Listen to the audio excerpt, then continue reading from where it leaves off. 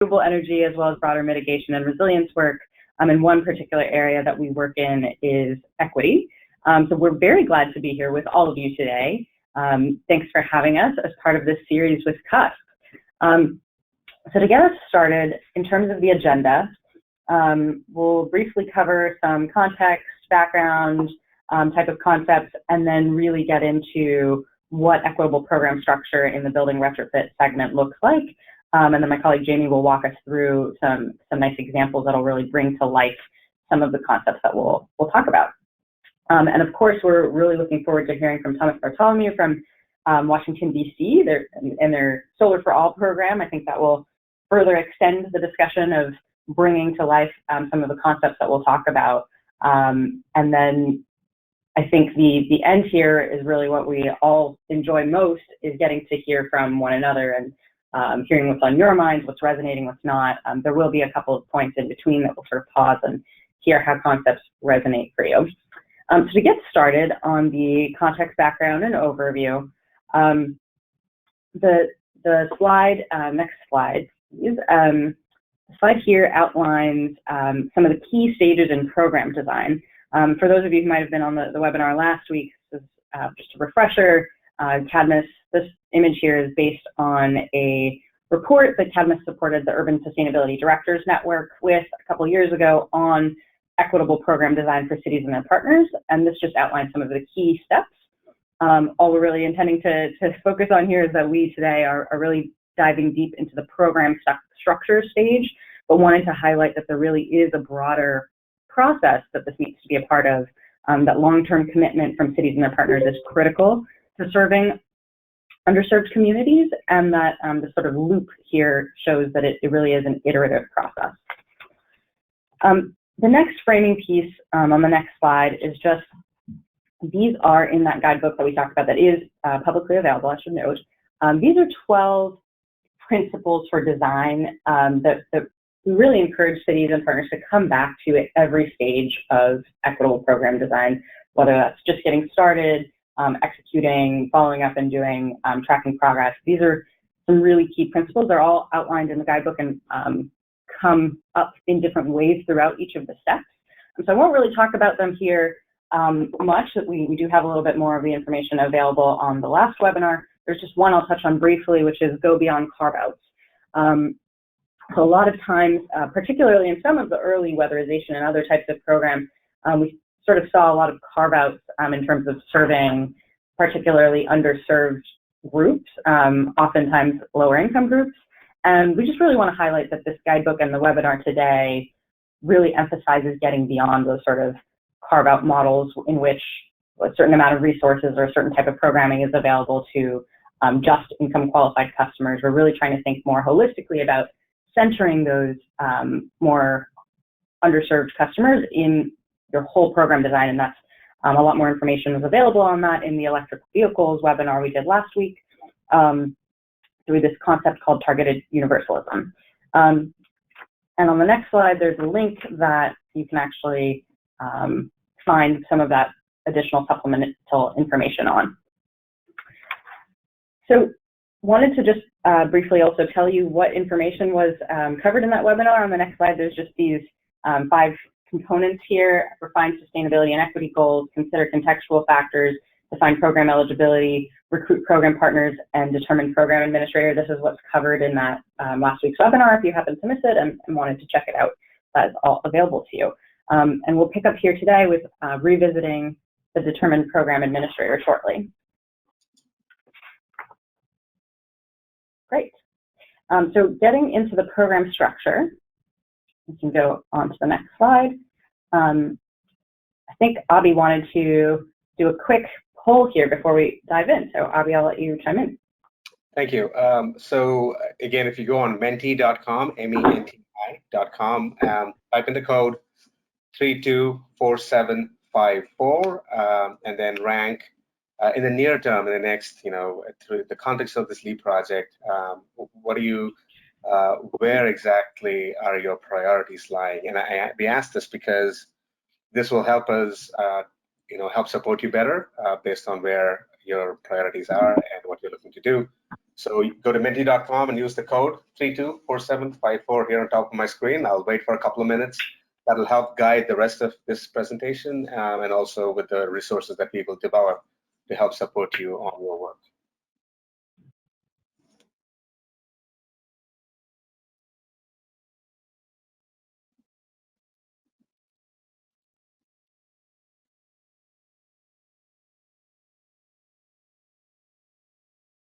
Thank you.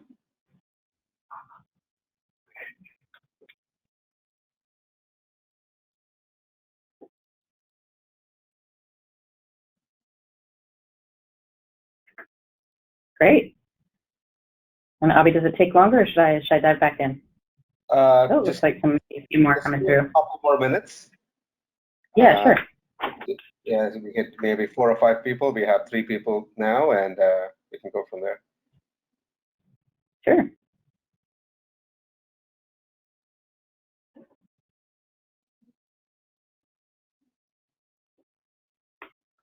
Any last takers for this?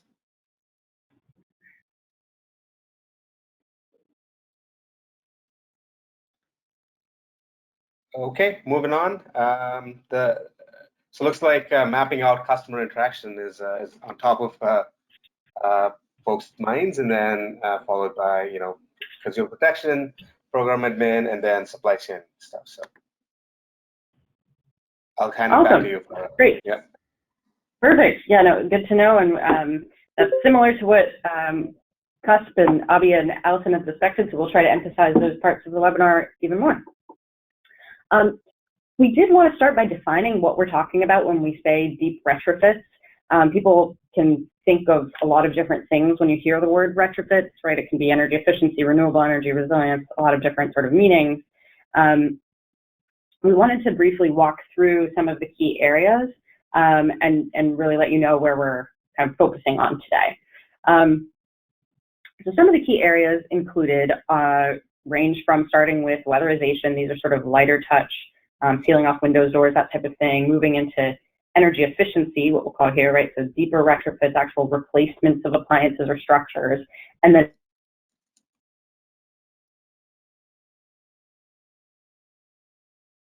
technologies like air source heat pumps or solar, on-site solar installations, either solar PV, solar thermal, etc.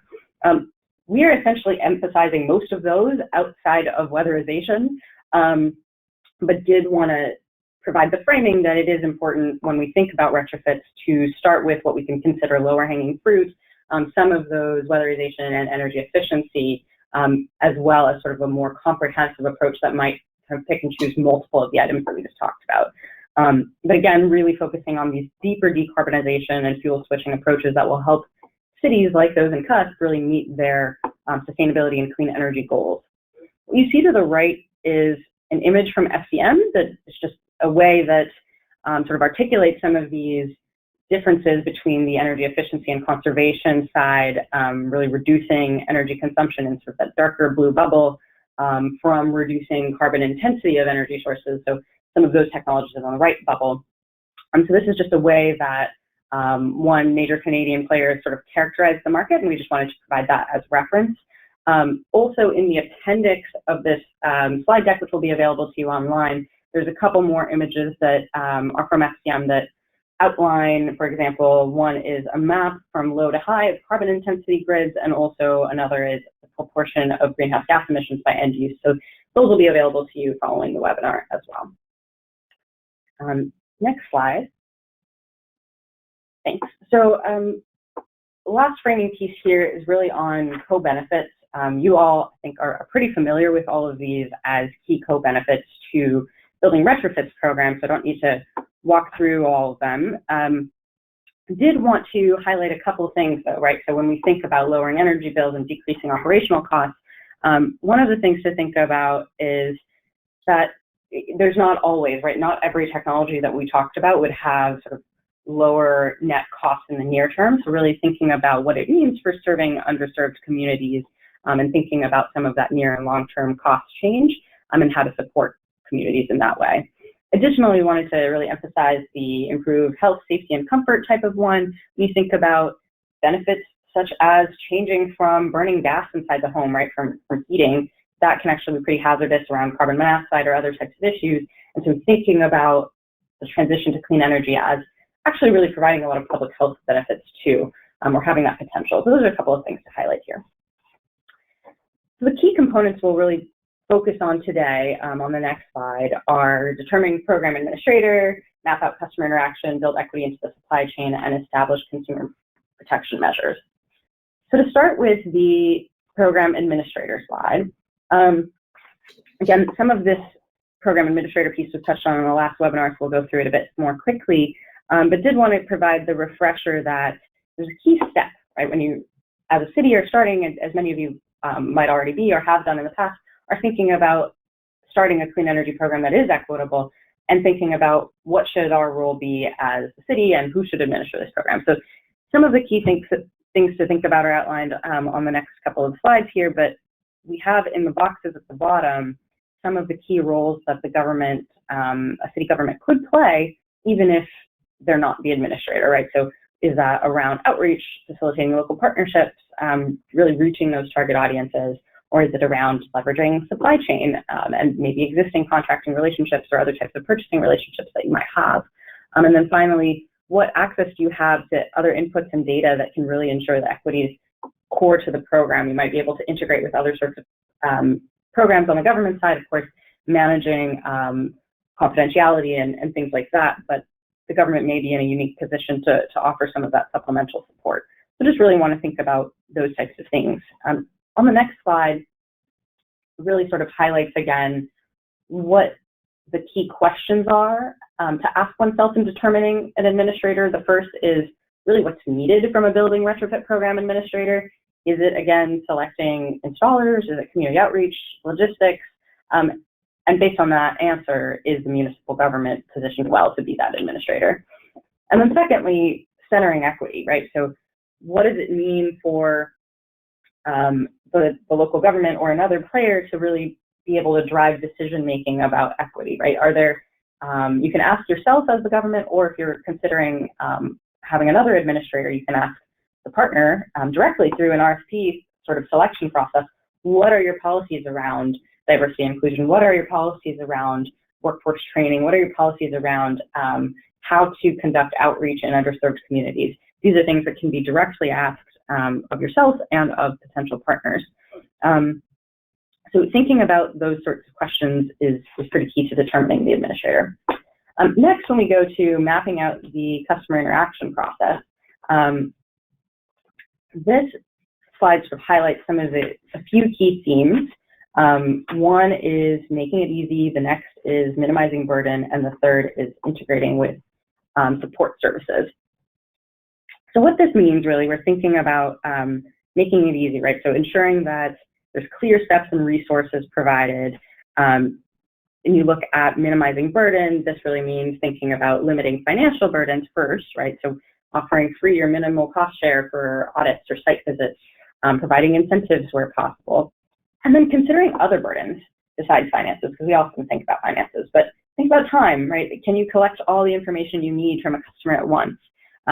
Really limiting that sort of back and forth. Can you integrate with other support services where people are already going? You know, maybe it's considering where your target customers already interact on food and housing program sides or low-income energy assistance program types of offerings, right? Or even considering are there avenues at your utilities that may be relevant points of contact.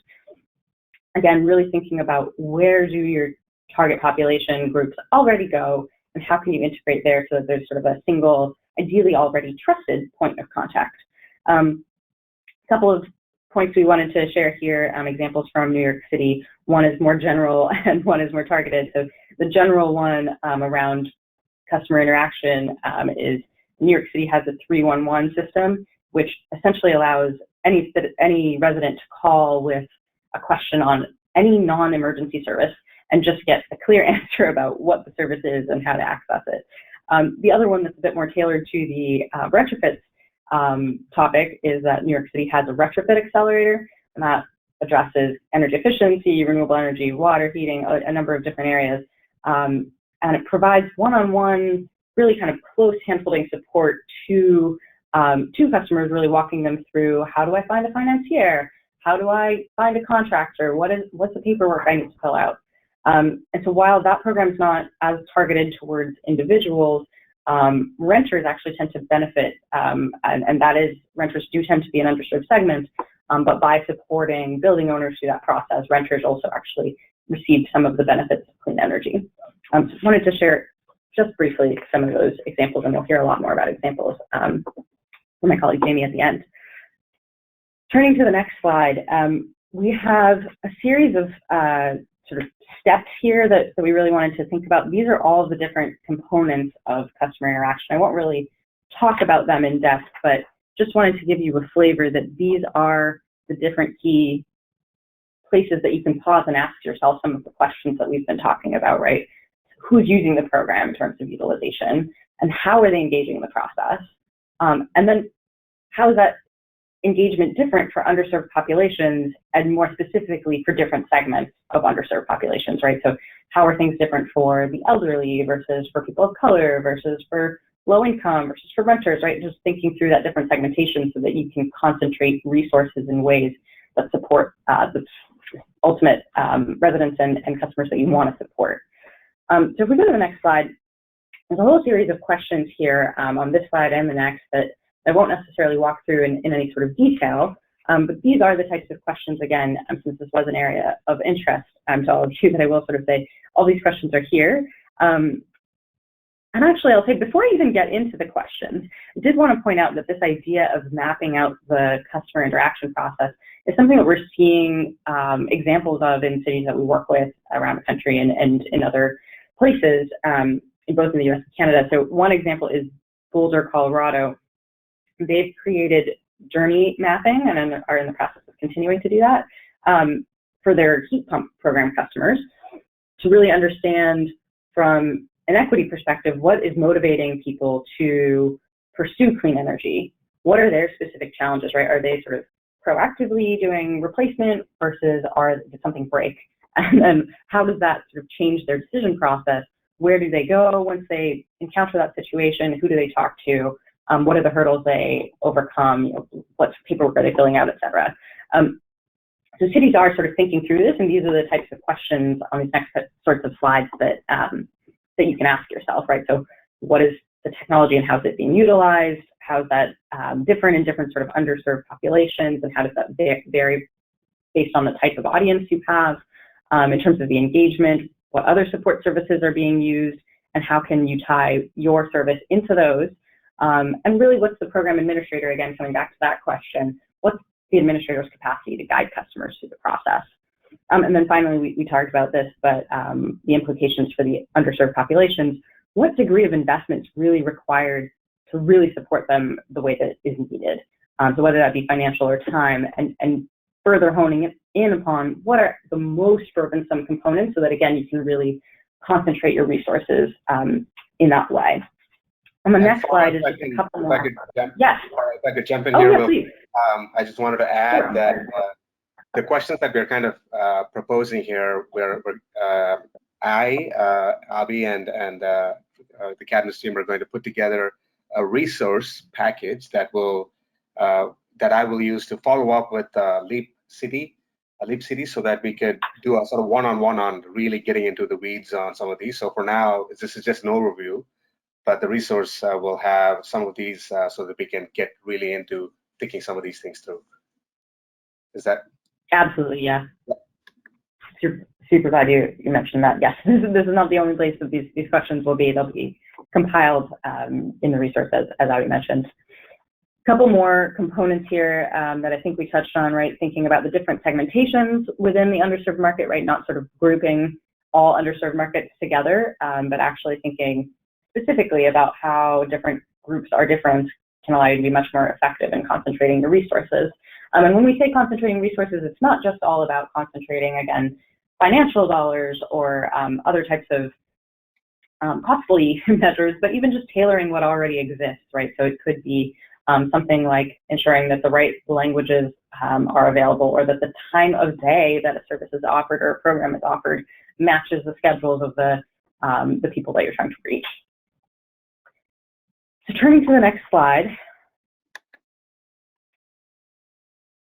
I will actually, we wanted to take a quick pause here before I get to the next couple of components and just ask, are there key examples that you're seeing, either in your city, peer cities, or elsewhere, that you would like to share with the group here in just a quick pause?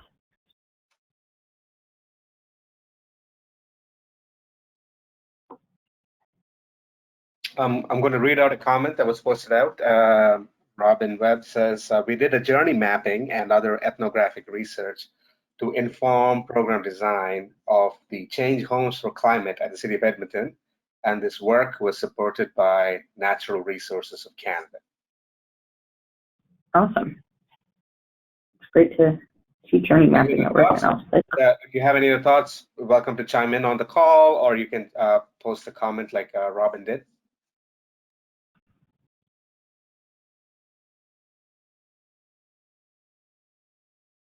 Okay, seeing none, moving on. And if you have any thoughts on this as well, you're not able to chime in right now, send them out to an email to me or to the LEAP group in the CUSP network email thread, and then we can pick that up and put that in our notes. Thanks.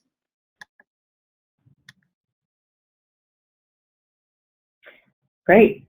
So to keep going into the other couple of topics that we have here, thinking about building equity into the supply chain, and I'll go a bit more quickly through this one. It seems like that's less of an area of focus for this group, but did want to mention that there's a number of areas that you can see benefits in the supply chain, right? Whether that's generally local job training and skill building in the community versus economic development, and thinking about at a higher level, right, where these opportunities are situated. Are they through school partnerships? Are there minority-owned businesses? Are there other types of hiring and apprenticeship commitments that you might be able to integrate with?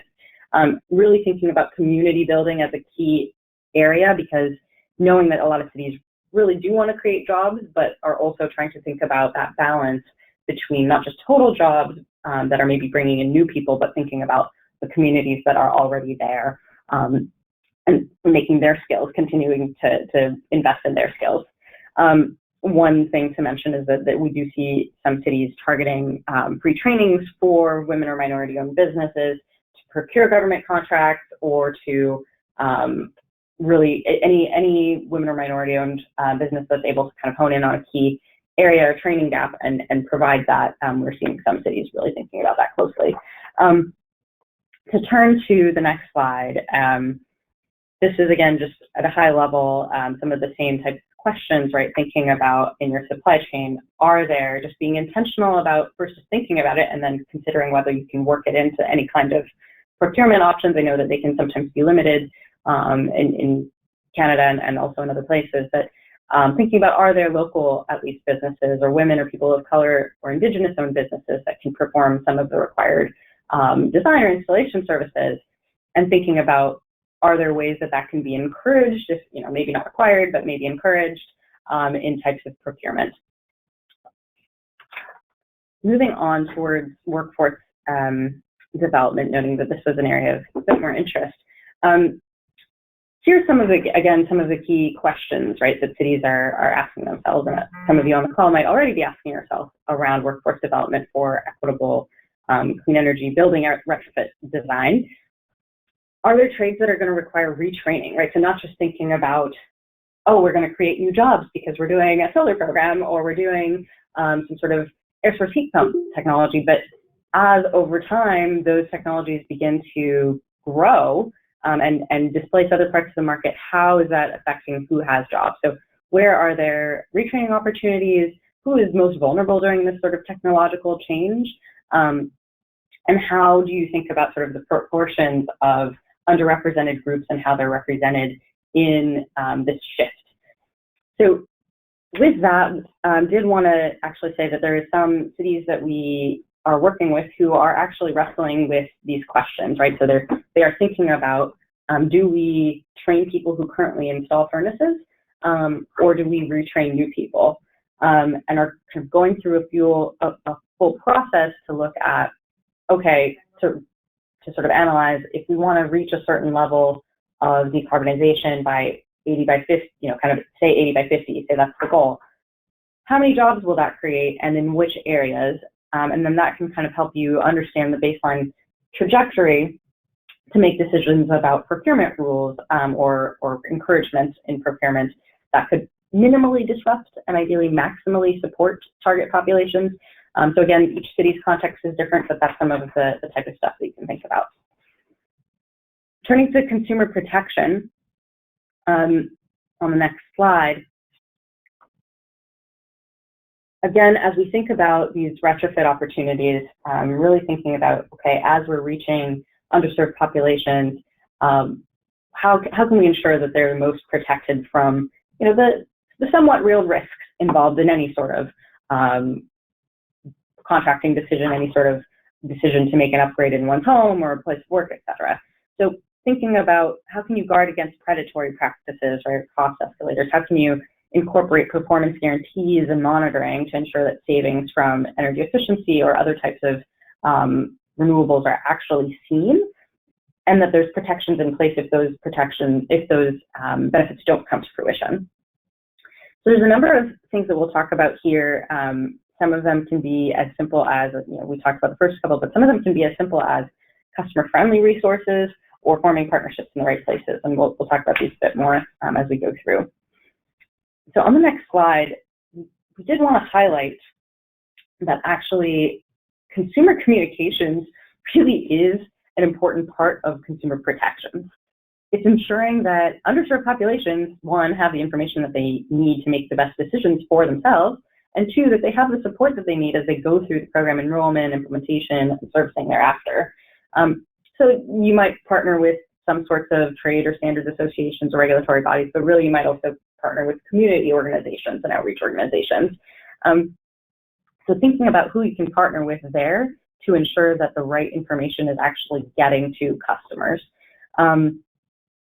Who's engaged, who's trusted, can materials be available in multiple languages, and what are the most effective modes of communication? One thing I'll highlight here around the multiple languages is actually that in many cases, not always, but in many cases for families where there's, say, parents who are non-native English or French speakers, they might always frequently rely on children to be their personal translator. And so that being coupled with the fact that kids can sometimes be more pro-environmental influencers in their homes make the ideal sort of messaging be that which is very family-oriented and family-friendly. So something that can be understood by someone of a lower age can actually ensure that a parent who maybe doesn't speak English or French is able to really digest the information. And so that's just something that we don't always think about, but can be actually important.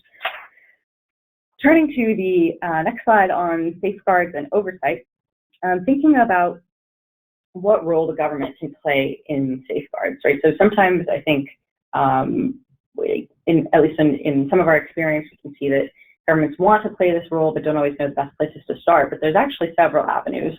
One can be just centralizing information in general about the program to the point that we just discussed previously, but it can also be about, and we'll talk about an example shortly when we get to the next section, but in programs like Solarize or similar programs can actually use your role as a government to somewhat vet high quality installers or other types of contractors to protect against predatory practices, right? And then that will kind of allow all residents participating to know and sort of feel a little bit of trust in the process.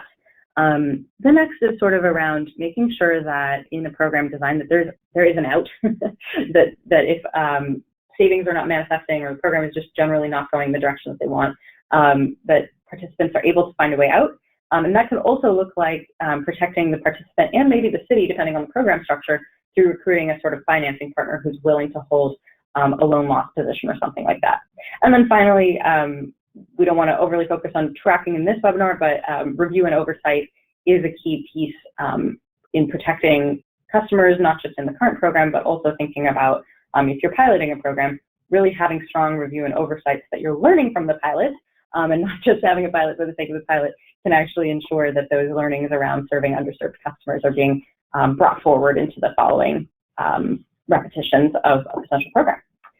So for that, I think we'll take a very quick pause here, I think, and hear about any examples that you might want to share right now on these couple of topics that we just touched on, consumer protection or supply chain, before we get into the more detailed discussion on examples. So quick pause here for any thoughts on programs that you're aware of.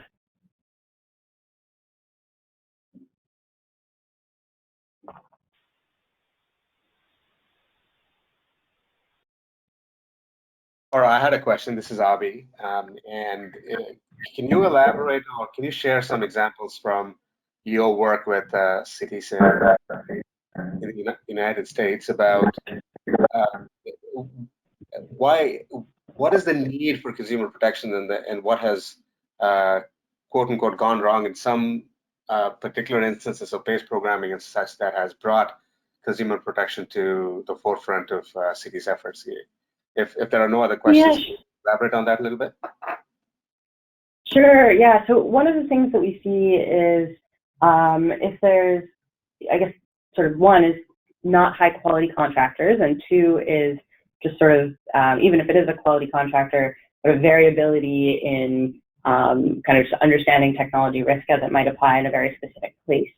So if having done some case studies recently, if a small business or an individual that is particularly in an underserved market is taking out a loan to pursue, say, a solar upgrade on the premise that they're going to be receiving a certain amount of utility bill credits or receiving a certain amount of savings over time, right, as a related point, and those savings don't manifest for whatever reason, that can be, depending on how the specifics were structured, that can be very disruptive to that person.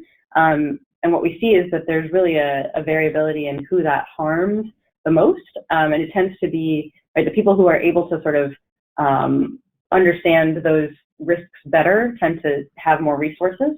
The people that tend to not understand those risks as well or not be able to prepare for contingency planning tend to be people that have fewer resources, and recognizing that the reason that there is that discrepancy is not anything to do with those people necessarily, so much as to do with the fact that that sort of protection measure and risk evaluation discussion is not always built directly into the program, but is the sort of supplemental information that some people have easier access to than others. So how can you sort of level the playing field and make sure that that type of discussion and consideration is really baked into a program is one of the types of topics that we're thinking about. Yeah, and it seems like some of the consequences of predatory lending and stuff may disproportionately come bear upon families and households that lack the resources to take action against something like that, right? So it's consistent with the approach that we have taken in the guidebook with the sort of targeted universalism and stuff. So cool. Exactly. All right. Moving on. Great.